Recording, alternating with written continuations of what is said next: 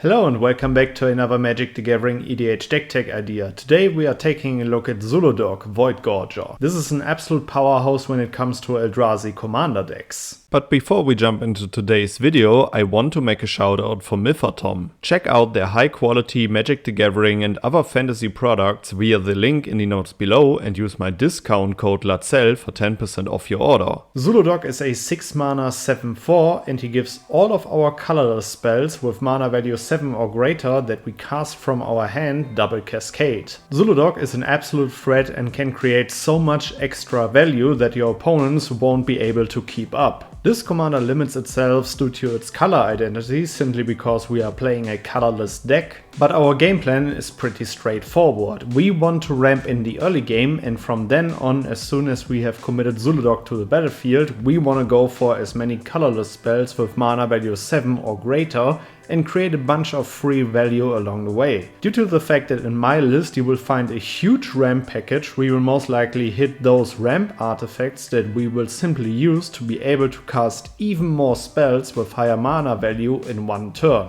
With that, we should be able to overwhelm our opponents pretty quickly. Due to the fact that our colorless creatures are mostly Eldrazi's, we play Urza's Incubator. We will name Eldrazi's with this one, and in the most cases we should be good to go simply because not everybody out there plays an Eldrazi deck or simply Eldrazi's in their deck themselves. With Edge of Eternities we got the Eternity Elevator, a great mana rock that we can use, and later on we can also use our powerful Eldrazi's to station this one to create even more mana. We go with Dreamstone Hedron. This is a very expensive mana rock, but later on we can also crack this one to draw a bunch of cards, which is relevant in this deck simply because there isn't too much card draw involved. As we also have to be able to interact with our opponents, we play Stone Speaker Crystal. This is a great mana rock early on and we can also crack it to exile a certain number of graveyards of our opponents, and this card also replaces itself, which is great for all of those Reanimator matchups. Aside from that, we also play mana rocks that simply create even more mana, like Ring of Lirusi, and also Mindstone, which at some point can also replace itself by cracking it to draw a card.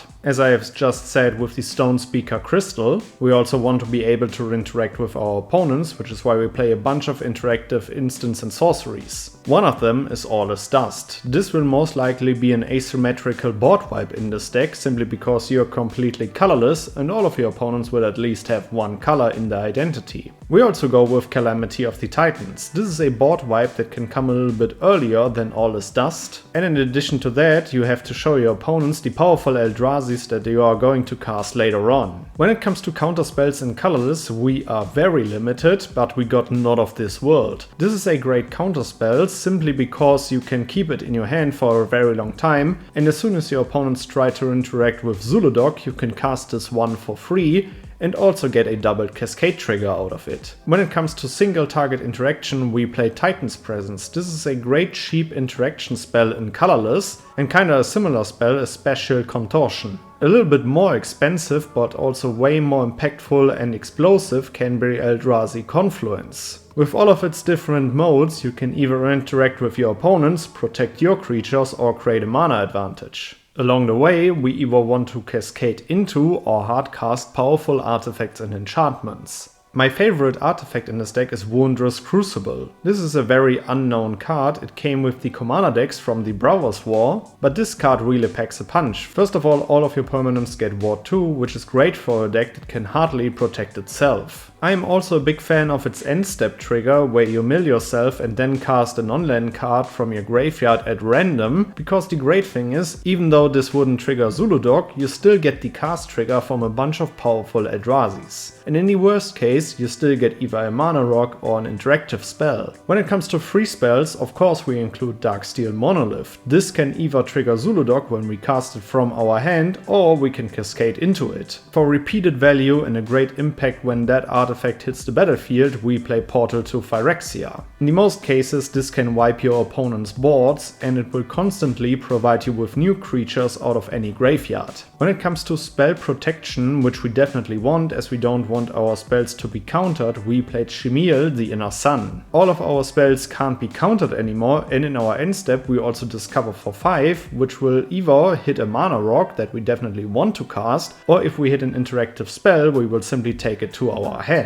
For even more card advantage, we also play Mystic Forge. This will allow us to cast spells from the top of our library. Sure, this cannot trigger Zhulodok, but we still want the extra flexibility. And one of the best artifacts in this deck is simply Lightning Greaves. This can be equipped for 0 and should protect Zhulodok for a very long time. And in addition to that, many Eldrazi's out there have Annihilator, so when we cast them and have them on our battlefield, we can give them haste with the Lightning Greaves and immediately attack for an Annihilator trigger. And now let's talk about powerful creatures that we play in this deck. Starting off with Bygone Colossus. We do play this card simply because we can warp it for free mana, but due to its mana value, it will trigger Zhulodok. Another similar free spell that we can use is Metalwork Colossus. We will be playing a bunch of mana rocks in this deck, so we should be able to cast this one for free. As we still want to create a mana advantage, we also play Oblivion Sower. This Eldrazi will mill some of our opponents and then take all lands that they have in exile to our battlefield. Remember that those lands come into play untapped and that they take all lands that are in exile.